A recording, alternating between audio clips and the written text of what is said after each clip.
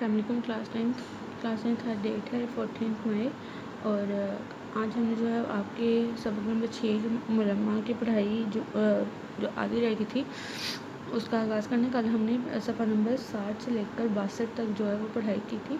आज हमने page number 63 से आगे जो है पढ़ाई का आगाज़ करना है। कल तक हमने पढ़ा था कि लड़की जो है वो स्टेशन पे लोगों को देखकर तो नाक मुँह चढ़ाती है और अपने आप को अमीर जो है वो दिखाने की कोशिश करती है। और एक लड़के के सामने जो है वो 3rd क्लास टिकट जो है वो लेने पे घबरा रही है। तो वो आगे हम मज़ीद पढ़ते हैं। कह रहे हैं कि चींकती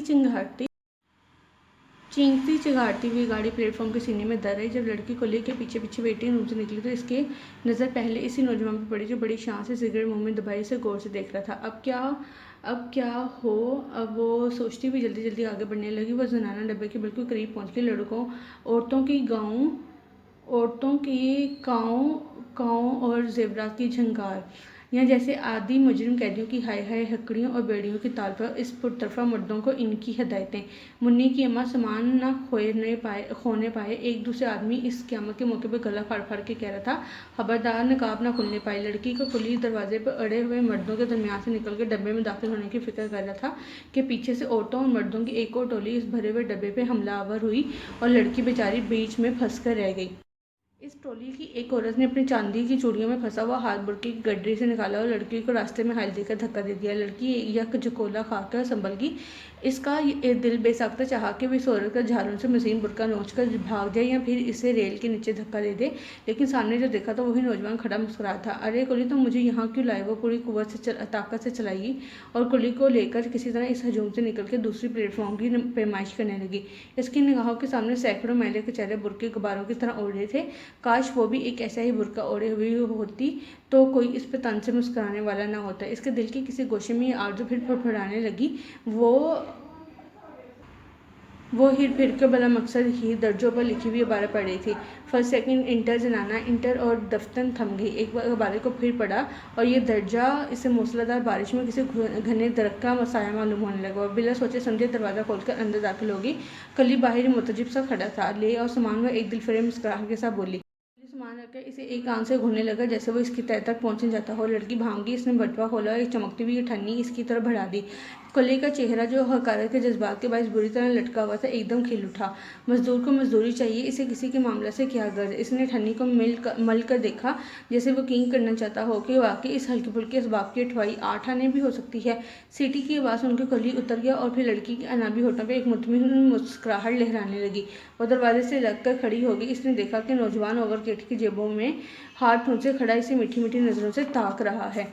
गाड़ी को जुनिश हुई और वो दौड़कर आगे चला गया। स्टेशन की दुकानें, खुआंचे वाले और कुली इसकी नज़रों के सामने से भाग रहे थे। वो देर तक खड़ी स्टेशन की बत्तियों को जो अब अंधेरी रात में जुगनू की तरह चमक रही थी घूरती रही। आखिर घुप अंधेरे में इसकी नज़रें ठोकर खाने लगी।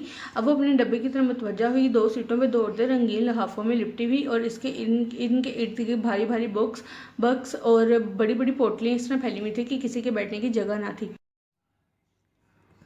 तीसरी सीट पर कोने में एक औरत बिल्कुल दुबली पतली अपने बच्चे को दूध पिला रही थी। इसके करीब एक दूसरा बच्चा जो ज़्यादा से ज़्यादा 2 साल का होगा बैठा मुनमुना रहा था।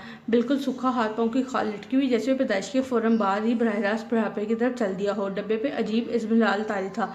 लड़की बददिल होकर इस सीट पर टिक गई। एक छोटे से स्टेशन पर गाड़ी रुकी और लड़की का दिल पसलियों से टकराने लगा। अगर कोई इस वक्त इसका टिकट देखे तो इससे फुरियाँ आने लगी, यानी कि झरझरी सी आने लगे। ठीक हो गया। उसके बाद है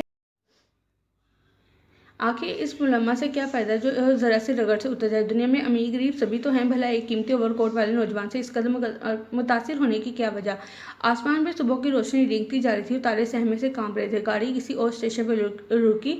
लड़की ने दरवाजे से सर निकाल के स्टेशन का नाम पढ़ा। अब इसकी मंजिल मकसूद करीब थी। सोई हुई औरतें उठ बैठी। वो आपस में जुमाइयाँ ले लेकर किसी दूसरे सूबे की ज़बान में बातें कर रही थी। इनमें से एक भी लड़की की तरफ मुतवज्जा न हुई, जैसे वो अपने काले चेहरों के सामने इसके काले बुर्की की कोई हकीकत ना समझती थी। थी। लड़की ने अपना असबाब दरवाजे के करीब घसीट लिया क्योंकि आइंदा स्टेशन पर इसे उतरना था। गाड़ी रुकी और इसने जल्दी से अपना बिस्तर प्लेटफॉर्म पर लड़खा दिया। फिर अटैची केस लेकर उतर गई। छोटा सा स्टेशन, गाड़ी सिर्फ 2 मिनट ठहरती थी। ट्रेन ने सीटी दी और वो इस नौजवान पर एक अलदवाई नज़र डालने के लिए रुकी थी। इसका ख्याल था कि वो यकीनन किसी अगले स्टेशन पर उतरेगा। वो बहुत खुश थी इसलिए कि इसने मुफलिसी को इस अमीर नौजवान से छुपा लिया था। लेकिन वो ये देख कर सन्नाटे में आ गई कि वो नौजवान इसे ज़रा फासले पर खड़ा ट्रेन में बैठे हुए आदमी से अलदवाई मुसाफा कर रहा था। लड़की घबरा कर कुल्ली को पकाने लगी। एक बुढ़ा आंखें मलता हुआ बड़ा और इसका सामान उठा कर चलने लगा। कितना अजीब इत्तेफाक था, जहाँ वो उतरी वहीं से भी उतरना था।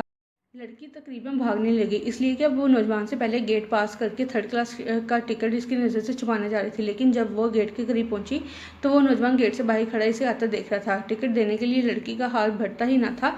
इस वक्त टिकट इसके हाथ में एक मन का बोझ था। वो एक लम्हा तक तजज्जुब की हालत में रही, फिक्र या परेशानी की हालत में। आखिर इसे टिकट देते हुए शिकस्त मान ली। वो मुज़म्मिल कदमों से बाहर निकली। मुज़म्मिल यानी कि इस बार इसकी हर एक शख्स की थी जिसने अपने कपड़ों पे पानी के छीन पड़े बगैर दरिया पार कर लिया हो, लेकिन किनारे पे फिसल कर पानी में शराबुर हो जाए। इसे अब नौजवान कहीं नजर न आया, शायद वो इसकी निगाहों में अब कोई दर्जा न रखती। ये एहसास इसके सीने को भरमा रहा था। वह तांगे पे बैठ कर रो दी। चचा के यहाँ इसका इस्तेमाल बड़े सिर्फ इसलिए गर्मजोशी से किया गया कि इसने बीमार चचा की याद के लिए तनहा सफ़र किया था। लेकिन वह इन गर्मजोशियों के मुकाबले में बहुत सर्द दिखाई दे रही थी। इसने चाय की एक प्याली बहुत इसरार पर कड़वी दवा की तरह पी और कोठे पर धूप खाने चलेगी। इसके पीछे चचा साथ बहन भी आ गई। बाजी, ये बुरका तो बड़ा अच्छा सा बना डाला तुमने। वो इसका बुरका भी नीचे से मारे शौक के उठा लाई थी। लड़की ने इसकी बात का कोई जवाब न दिया। वो सूरज के रुख पर खड़ी होकर बुरके को कहर आलूद नजरों से देख रही थी। फिर लंबी चौड़ी छत पर मुस्कुराना टहलने लगी। एक इसे बुरके की तारीफ होते ही सफ़र के सारे वाक़या रह रह के याद आने लगे जिन्हें वो अपने दिल से महू कर देना चाहती थी। इसकी बहन बुरका पहन के खड़ी होगी, कितना अच्छा लगा है, मैं भी ऐसा ही बनवाऊंगी। वो हर अच्छे कपड़े को देखकर खुद भी वैसा ही बनवाने को कहा करती थी, लेकिन शायद ही वो कभी ऐसा कर सकी हो। लड़की टहलते टहलते अपना ख्याल बनाने के लिए पड़ोस के मकान में झाँकने लगी। उसने देखा गोबर से लपटे पुत्ते आंगन में बांस की खड़ी चारपाई पर कोई तोहबंद बांधे ऊंधा पड़ा धूप ले रहा था। चारपाई पर सराहने की तरफ बेड़ी का बंडल और दिया सलाई की डब्बी रखी हुई थी। फौज के छप्पड़ में एक ढेर उम्र की औरत बैठी बाजरे की मोटी मोटी रोटियां थोप रही थी। धूप खाने वाले ने करवट बदली और लड़के का दिल धड़कते धड़कते जैसे एक लम्हे के लिए थक गया हो। वही स्टेशन का अमीरजादा। अचानक दोनों की नजरें चार हुई। नौजवान ने फुर्ती से करवट बदल ली। छप्पड़ में एक खूंटी पर कीमती ओवरकोट झूल रहा था। बिट्टो, यहाँ पे माँ करें, ये उसकी कज़न का नाम है, ठीक है। बिट्टो, इस मकान में कौन रहता है? लड़की ने अपनी बहन से सवाल किया जो बुर्का पहने अब तक यही मालूम कर रही थी कि वो कैसी लगती है। एक बेवा, इसका बेटा, इसका एक लड़का भी है, शहर में पढ़ता है। बाजी बेचारी बड़ी सीधी औरत है, हमारे यहाँ के सारे कपड़े भी यही सीती है, लेकिन सच मानो सिलाई बहुत कम लेती है। लड़की सूरज के रुख पे खड़ी बुरके को घो रही थी।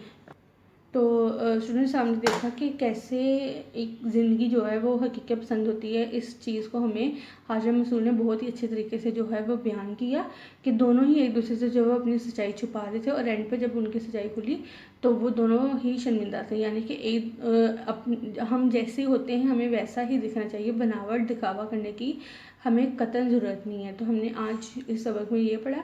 फर्दर जो है हम इस सबक की एक्सरसाइज करेंगे। अभी आपने इस सबक का खुलासा और इस सबक के मीनिंग्स और इक़्तिबास की प्रैक्टिस करनी है। अल्लाह हाफ़िज़।